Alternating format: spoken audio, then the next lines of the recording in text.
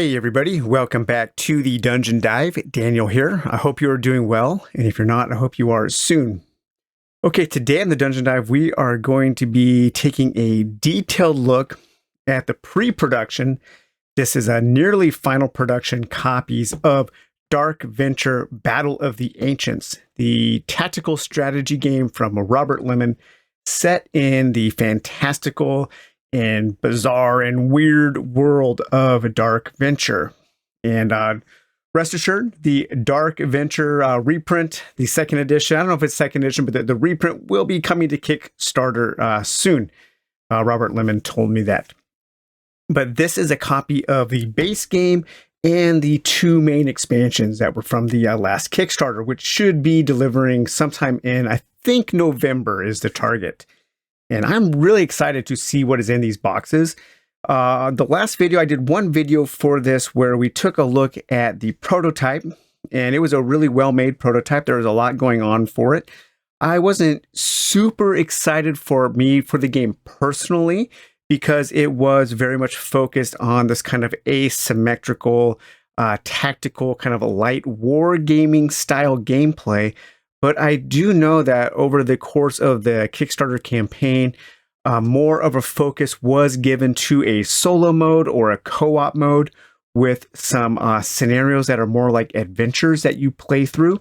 And so over the last year or so, my interest in the game has greatly expanded. And I really can't wait to see what Robert has packed into these awesome looking boxes. So I know a little bit about what is in the main box. I don't know too much about the expansion, so we'll be discovering that stuff together. We'll be taking care of that mystery together. But let's go ahead and take a look at the main box here. It's a really nice size. It's small but hefty, and it seems to pack a lot of tactical gaming into a small box. I have a feeling this is going to be a pretty popular game here. So this says Dark Venture, Battle of the Ancients. Enter a world in turmoil. Control asymmetric legions of unique creatures engaging in a brutal conflict against one another. 1 to 5 players. So let's go ahead and crack this open and see what you're going to get inside your main box. So there are some additional components in this box that were add-ons from the pledge manager, and mainly those are these wooden tokens here. So most of the tokens in the game are going to be cardboard, and especially your unit tokens, but these were available for purchase as an addition. And I don't think I purchased these and seen them. I wish I would have, or I wish I could get them. Maybe I can still get them, I don't know, but these are really, really nice. These weren't included as stretch goals. They were just included as an additional purchase, because these are probably add a pretty hefty sum to the game, because you get all of the wooden tokens you need for all of your factions. And I believe there are 5 different factions that come in the base game. And I know that the expansions also add a couple factions as well. So you get your victory point tracker here, victory point tracks, victory point track. All right, there's that. You get a couple little map add-ons. These are really cool. Destroyed Laboratory. This has been opened before. I'm pretty sure Robert opened it before he sent it to me so he could take a look at everything. So this isn't a fresh unboxing. This is a discovery video, I guess you could say. This is really neat. I like these little overlays here. Robert's art is just amazing. Ominous tower turret. And here we have the Ominous Tower second floor. And so let's see, second floor, Ominous Turret. Okay, so there's that. Here we have our faction sheets. So these are the main 5 factions that we're going to get. And each one of these can plays completely different.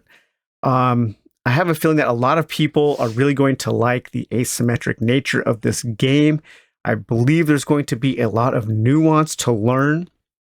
I'm hoping that I'm not very good at tactical games and war and even light war games like this. So I'm hoping that as I play the game more, that the nuances will be apparent to me. And I'm sure that I will eventually discover a faction that I enjoy playing, one that maybe I understand more than the others.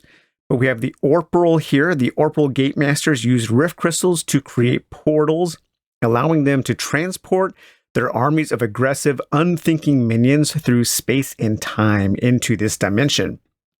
We have the Dargon. Tribes of Dargon are led by elders. When an elder dies, another is grown to take their place. After harvesting ample resources, the Dargon are able to produce eggs that hatch into more of their kind. I probably will want to gravitate towards a faction that uses fewer resources and fewer units. I like, in these kinds of games, I usually like the faction that has just like a handful of more powerful units or something like that. We have here the Bowmerk, so probably not the Bowmerk. I know these guys have a lot of like little units that you will be using. The Bowmerk are amorphous creatures with partially gelatinous bodies that can shapeshift into various configurations at will. They are able to split into multiple units, fuse back together with ease, and can absorb defeated enemies and the environmental resources they collect to grow stronger. Note, the Bowmerk have no water movement penalty. The Varpen. These formidable warriors are limited in number, but are able to transform themselves, becoming more powerful with each mutation. These guys might be the faction for me there. And the Alderking. The Alderking, the first king of Dark Grange, was deposed and murdered in a coup that brought the current ruler of Dark Grange into power. The Alder King's former chief advisor, Daylock the Collector, will stop at nothing to bring the Alder King back to this world. Ah, the art, man. I love Robert's art so much. It's so good. But yeah, that looks really nice. Probably the Varpen or maybe the Alder King. Those might be, maybe those will be my two factions. I don't know. We'll see. And then here we have our big map here. So let's take a look at that. I'm not sure quite how big this is. Not too big. And it is double-sided here. So here we have the underground. And we have places like the Rancid River, the Illicit Refuge, the Ominous Tower dungeon. And it looks like the Ominous Tower, maybe that builds upon the Ominous Tower as you move up into it or something like that. We have the Ritual Chamber and the Fetid Basin. So again, like this map here could be used for any number of solo RPGs or something. So if you're looking for a nice map with a good game, this might be something to look into, especially maybe if they ever make a new Gamma World. This is pretty much people wanting a new Gamma World. This is pretty much a skirmish version of Gamma World in a lot of ways. Okay, and here we have, I believe this was the map that we had on the prototype here, because I do remember the river. This is the main map. We have a ruined chapel over here, a poison pond. There's the Ominous Tower, the above ground Ominous Tower, and there's the second floor there. And then we have the Destroyed Laboratory and the Destroyed Laboratory second floor for when you want to go upstairs there. Really interesting use of map overlays there. All right, so I'm going to leave that map set up just because it looks so nice. And here we have our main box here. Let's take a look at our books here. I know there are a lot of tokens in this game, but most of them are for the factions. And it does have this little token tray here. I have noticed that depending on how you hold your box, the tokens do get sloshed around quite a bit. I will probably be putting my tokens in a little baggies, just so they don't get too sloshed around in the box. But here we have our little books.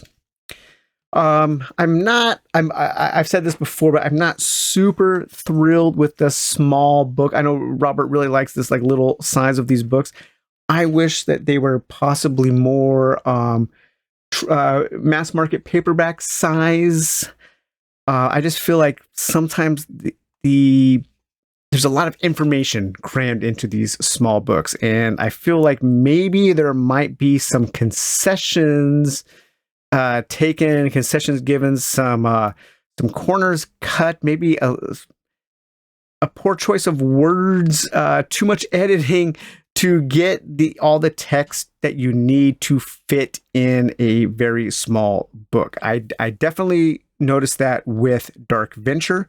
I'm not sure if that's the case with Battle of the Ancients. Hopefully it's not, but we'll have to see. I wish they were just a little bit bigger to convey more information in an easy manner. For one thing is like the contents. I would like to see a big splash page of all the things you get. But I mean, that's there's a lot of stuff in this game. But this says in a dark, destroyed world ruled by chaos, hordes of otherworldly creatures battle against one another for dominance and survival. Amidst the shrill call of battle horns, the ground rumbles as squadrons of mutated abominations rush into battle. Dark Venture Battle of the Ancients is a tactical strategy game set in the Dark Venture universe where players control asymmetric factions engaged in brutal conflict. It can be played solo, cooperatively, or competitively. So I'm pretty sure the entire game now can be played cooperatively with AI-controlled enemy factions. There are 3 ways to play Dark Venture Battle of the Ancients in a scenario game, an adventure game, and a victory game. For all 3, place the map board in the center. Okay, so it just goes through all of your. You have a scenario game, an adventure game, and a victory game. I wonder what the adventure game is. The underground adventure included in the core game is an open world narrative adventure to be played cooperatively. Event tokens that are scattered across the map are activated by a player's unit, allowing them to read linked passages from the underground adventure book. Review the Underground Adventure Rules section on page 2 in the adventure book. So here we have scenarios. We have scenarios part A, scenarios part B, and there is our Underground Adventure book. So this is kind of like the little story books that come with Dark Venture. And so when you're playing this mode, you will use this to kind of tell a story while you're playing, very similar to Dark Venture. And I imagine that this will probably be the way that I play the game the most. We have 2 books of scenarios, scenarios A, scenarios B. And then we also have on the flip side of scenarios B is a faction guide. I'm really glad that Robert included this. I'm hoping that it gives some good clues, some good detail, some strategies, some tips for newbies like me to get into the game so we can read about our factions and pick one that kind of coincides to the style of game that we like. And it looks like there's some really good information in here. That is one thing that I noticed with some strategy style games is they don't have this kind of information. And so it makes learning the nuance of each of the factions a little more difficult. I really appreciate this. And I think these few pages here are going to go a long way into getting me more familiar with the game and getting more into the game. All right, let's take a look a little bit more at the core rules here. So there we have a setup. I mean, one thing that a little bigger rulebook would also give you is just maybe some more useful pictures, some more useful places for examples. Things are just a little bigger. Here we have there's our dice there for our action dice. Things about genetic memory, combat. It does look a little more design, a friendlier design than the book for Dark Venture. I'm sure Robert has learned quite a bit since bringing that book out or bringing that game out. Okay, so there's that. And then our various scenarios here. Scenario book A.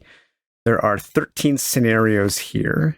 And players can choose to play any of the scenarios in this book non-sequentially in any order they choose, while noting the designated player count for each scenario. Scenarios played with 2 or more players are meant to be played competitively, unless noted otherwise. So let's see here. We have scenario 1 can be played solo or 2-player, solo or 2-player, solo or 2-player, solo and 2-player, solo and 2, solo and 3, solo and 3, solo 2, solo 5, solo 4, solo 5, solo 5, and solo 5. So it looks like everything in this scenario book can be played solo. That's pretty cool. And here we have a handful more a handful more scenarios there. This one is solo only. Solo. So this is a 2-player only. 2-player only. Solo or 2. And then we get into our faction guide there. So yeah, so there is a lot of content. I was a little unsure how much content there would be in the game for the solo player. And since most of my gaming these days is solo, I'm happy about that. And it looks like these are heroes. So these are going to be, let's see, hero rules. Hero dash cards. Each hero has a unique hero dash card that outlines their special abilities, tracks their victory points, and lists the requirements necessary for them to earn VP. We have a number of different heroes here. We have Larvark, the Skullbreaker. We have Thox, the Elusive. And we have Dalok, the Collector. And then we have information sheets here on the Elder King unit. And a fence and wall reference. So a terrain reference card there. And speaking of terrain, there is some plastic terrain that does come with the game. These were added on in the Kickstarter, but these are available. These are included with the game. I verified that with Robert. But these are also represented by, you also get cardboard to represent these too if you don't want to paint these. So I will definitely be using the cardboard. We get our bag. One of the factions uses a bag, and you draw out kind of like random these teleporter things where those are kind of like spawn points. So you get your bag for that faction there. Here are this is the cardboard token that is represented here by the big plastic mini. I greatly prefer the token with Robert's art rather than the plastic there. So I'm really glad that this is included. Here we have a few little overlays. It looks like some stairs or something like that. We have our dice tokens. So these are tokens that represent the various faces of the different action dice here. So we do have, I think there's 5 action dice that come with the game. These are very nice dice. I like the way they feel. And then you also get attack dice and defense dice. So those are going to be all of your D6s that are going to be used during the game. You do get a lot. They do have a really nice feel. They're chunky. And it looks like 6 action dice there. All right. And then a few wooden cubes to keep track of some things on your sheets there. There are your tokens for your walls and fences for your different terrain. And then this deck here is all of your auto enemy actions. So this is going to be the AI system that controls the factions, that controls it when you're playing cooperatively or solo. And each faction has its own little deck of AI cards. I'm sure that this was pretty hard to develop. Especially given the very kind of asymmetric nature of these factions. I know they play quite different from each other. And so I'm not quite sure. I don't know. These kinds of games kind of live and die on their play testing, right? I know people are really into these kinds of games being very balanced and having the factions, having various factions all be very asymmetrical from each other, create some issues with balance. So I'm not sure how often this game is going to have to be updated. As more and more people play it, more and more people will find various ways to break the game. That always happens with these kinds of strategy games, these kind of tactical games.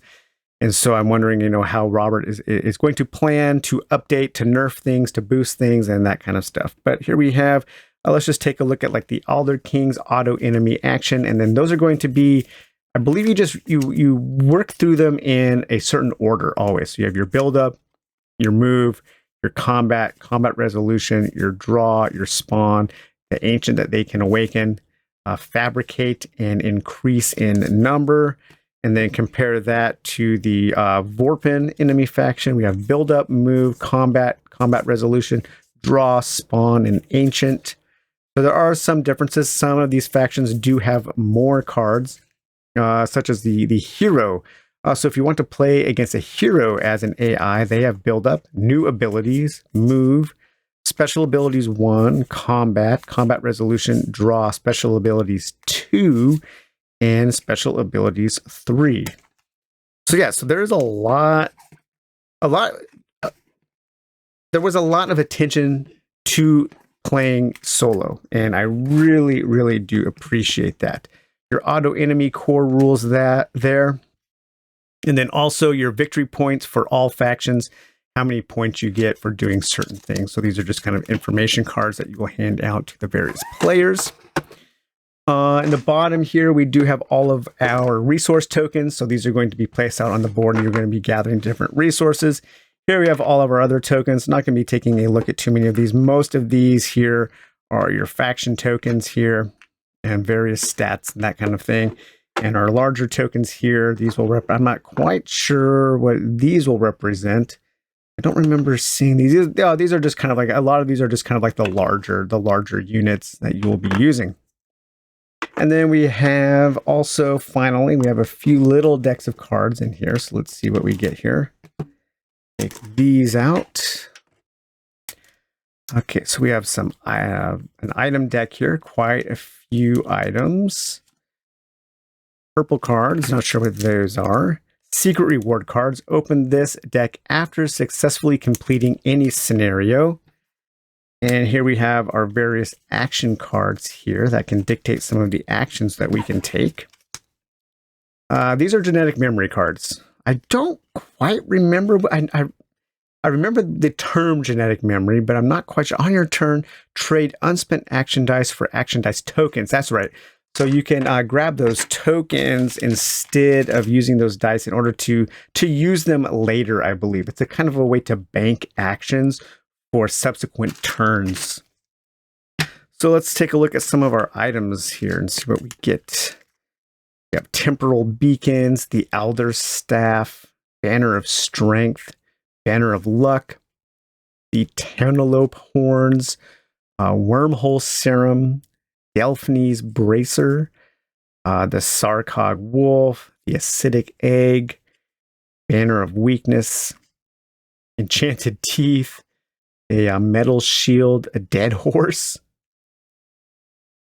Lots of cool items there, love it. And then some of our extra special actions. We have tactical actions, discovery actions, different ways to get, so there's discovery, you can draw an item, those are your item tokens. Yeah, just all of these will kind of like augment the way that you can use your action dice and allow you to do certain things. Let's go ahead and take a look at this because I don't really care about spoilers. I guess skip ahead a little bit. Care about spoilers here. Secret reward cards. So we have, what do we have here? We have some items. Upon successfully completing a scenario, add 2 secret randomly selected item cards from this card to the item deck, and 2 secret randomly selected action cards from this card. Okay, so you kind of like build up your item deck and you build up your action deck as you play the game. That's pretty cool. There's a slight little legacy element. We'll just flip through these really quickly there. All right. I never care about spoilers. I just don't really. I just don't really think that you can spoil board games. I guess you can in some, but I don't know. I just like to see the stuff that comes in the games that I buy. So that's everything that you get in the base game. There is a lot of stuff, and so I'm going to go ahead and box this back up, and then we're going to take a look at the expansion boxes. Okay, so here we have the 2 expansion boxes. We have Beasts and Eggman expansion and the Kings and Heroes expansion. Let's take a look at the Beasts and Eggman expansion first. So this says, unleash chaos on your enemies. Play as the Eggman and Beast factions. Trade with the merchant for powerful items. Explore 3 levels of the Egg Castle and the included adventure scenario. Oh, very cool.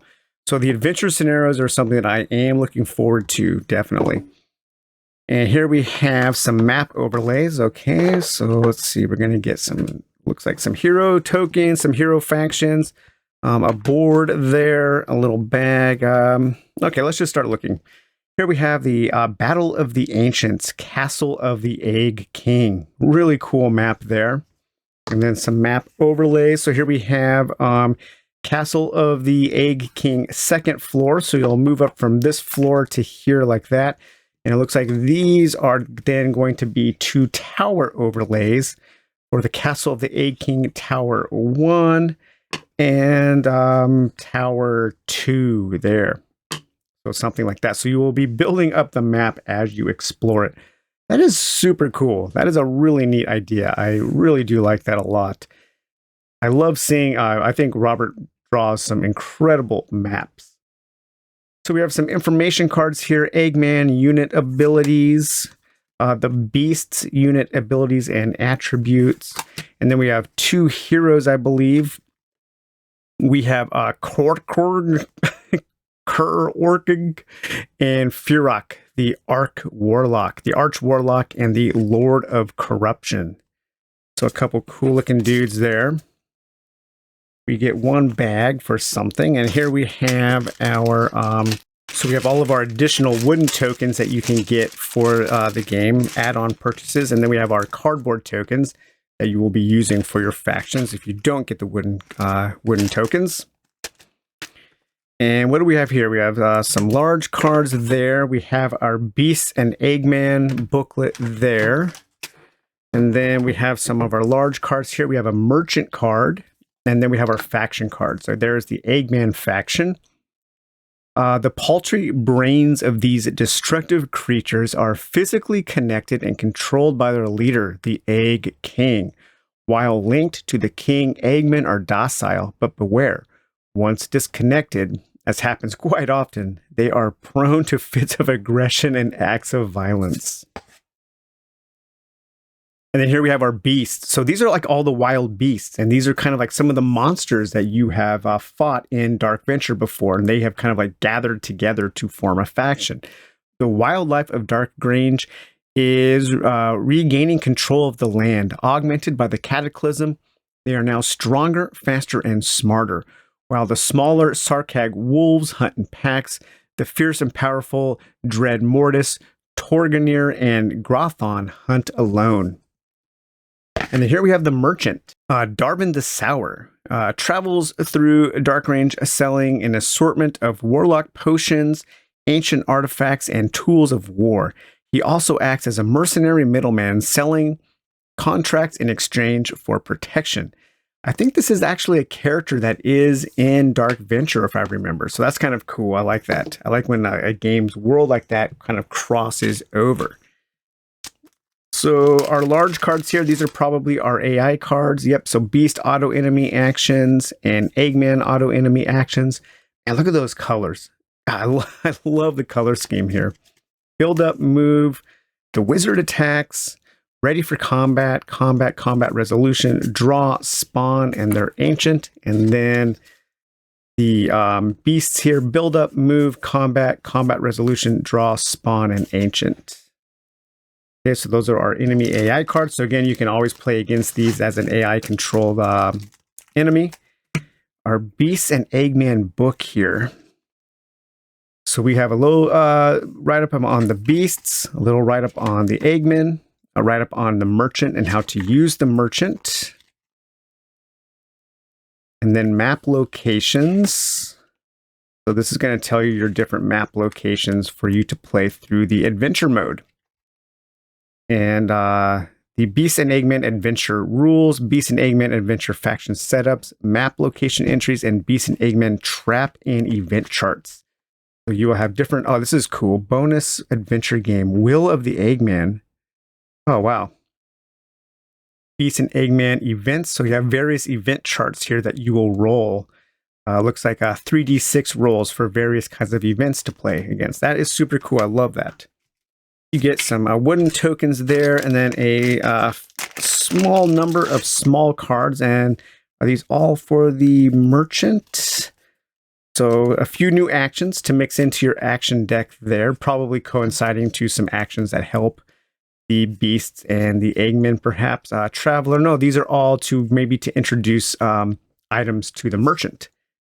And then we have the merchant who has a whole bunch of new items. Super cool. Different kinds of potions, swords, a pike, a steel skin, falcon, another sword there, an axe, Brill's cable mace, a rock drill, Lost Reserve, Hordok's globe, Hodrick's globe, a tempered war spear. Wow, that's cool, man. It sounds like the merchant. We'll definitely want to be visiting the merchant if we were playing this scenario here, so we can get some of those cool items. All right, so that was everything in that expansion. Let's box that up real quickly. All this stuff back in there. Looks like probably all of the stuff from the 2 expansions can be put into the same expansion box, but I definitely don't think there's enough room in the core box to store everything. But you probably don't need to keep both expansion boxes if you are short on shelf space. All right, so here we have now Battle of the Ancients, Kings and Heroes expansion. And this says, play as the Kingsguard faction or as one of the 4 heroes. Explore the Foregone Castle map in another adventure scenario. So probably very similar to the last expansion box, but here we have a larger map here. So this is the Foregone Castle map. Oh man, that is awesome. I would love to just use this for some kind of solo RPG. Here we have a tower, Kingsguard Tower 2, and then the Foregone Castle over here, a botany lab. Man, what a cool looking map there. We're going to leave that set out. We have a few cards here, our auto AI cards. Again, our extra wooden tokens there. We have at least one map overlay there for the Foregone Castle Tower. We have our Kings and Heroes booklet, our information sheets, some more tokens there, and then our Kingsguard faction. So this is our main extra faction here. These hardy warriors, protectors of the Foregone King, are known throughout the land for their ferocity and bravery in battle. The king possesses an armory of weapons represented by a deck of sword, shield, and bow cards that only the Kingsguard can use. Oh, wow. Huh, interesting. So kind of more like a real medieval theme to that faction. And then here we have some more heroes to play as. Here is the Kingsguard faction abilities. So they have their own deck of cards to play. That sounds like something that I might want to play because they have very few units. They have soldier, bondsman, and huntsman, and then an ancient. But then they get this deck of cards to give them different abilities. So yeah, I'm pretty stoked about this Kingsguard. That sounds awesome. And let's see, what do we get here? So here's all of our Kingsguard items. We have swords, bows, spears, stabbers, spears, shields, more swords, more bows, more shields. Oh, this is super cool. So you get to like arm your various units with this deck of cards. I love that.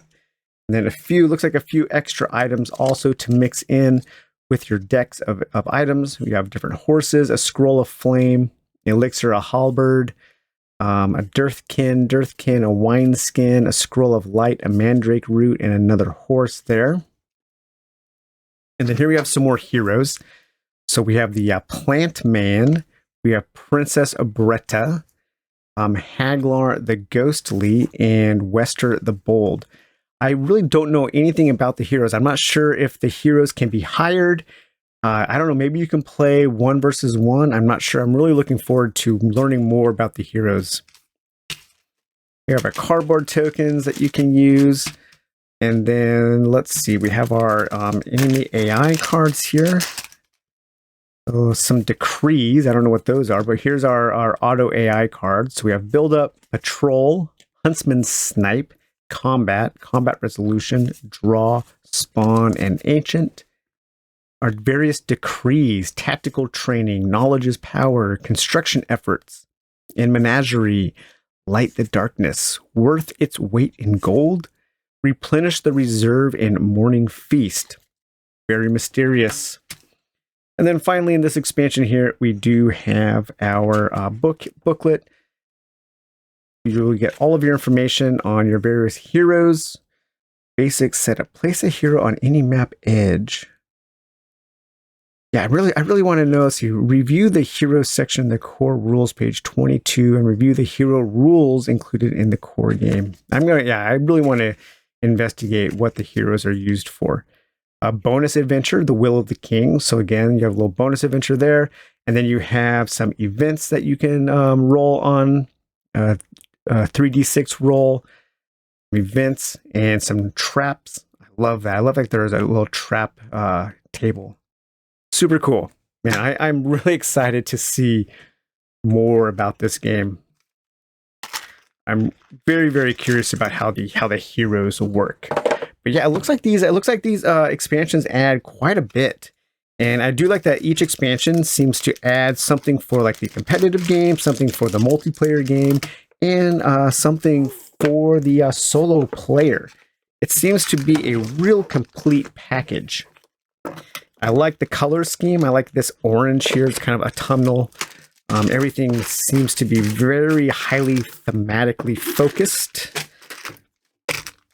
I'm wondering if anything that Robert learned while designing this game will make its way into the new edition, the second edition or the reprint of Dark Venture.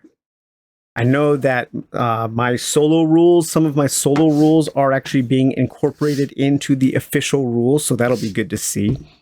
But yeah, so I hope you guys like this really kind of casual, chill look into the mysteries of Dark Venture, Battle of the Ancients. I'm going to be having a lot of fun playing this production copy before I send it back. And I know that Robert is sending me a complete copy of the game, and I'm looking forward to diving into this and just kind of discovering what it has to offer. So, all right, guys, I hope you enjoyed this video. We'll talk to you later. Bye-bye.